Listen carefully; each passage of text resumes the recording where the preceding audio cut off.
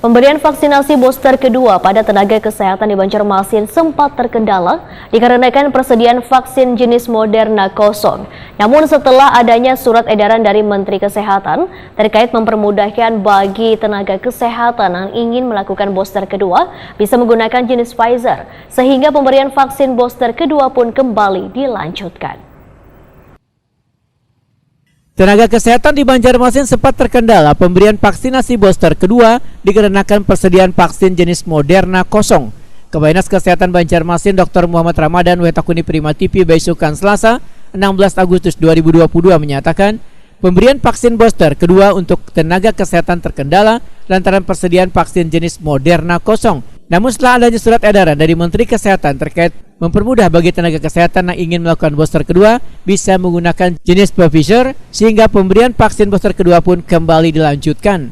Menurut Muhammad Ramadan, dosis booster kedua sama dengan booster tahap pertama, yaitu menggunakan setengah dosis sesuai dengan ketentuan. Sedangkan jumlah tenaga kesehatan yang sudah melakukan booster kedua sudah lebih dari 200 orang hingga 9 Agustus 2022. Diutamakan menggunakan. Ya. Kemarin yang Moderna juga, ya kan, separuh dosis, ya kan. Nah ternyata Modernanya masih kosong. Nah sekarang ada dari surat edaran Menkes lagi bahwa bisa Pfizer. Mudah-mudahan dengan stok Pfizer yang ada ini bisa memaksimalkan nakes-nakes yang ada di Kota Banjarmasin untuk memanfaatkan booster kedua.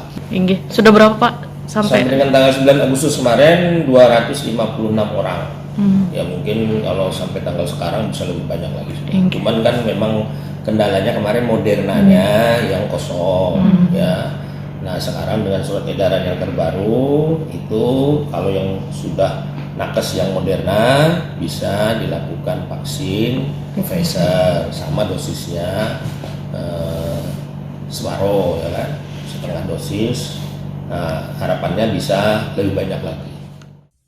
Muhammad Ramadan berharap pemberian booster kedua bagi tenaga kesehatan ini bisa berjalan lancar hingga akhir Desember 2022 nanti, sehingga seberatan tenaga kesehatan sudah bervaksin booster.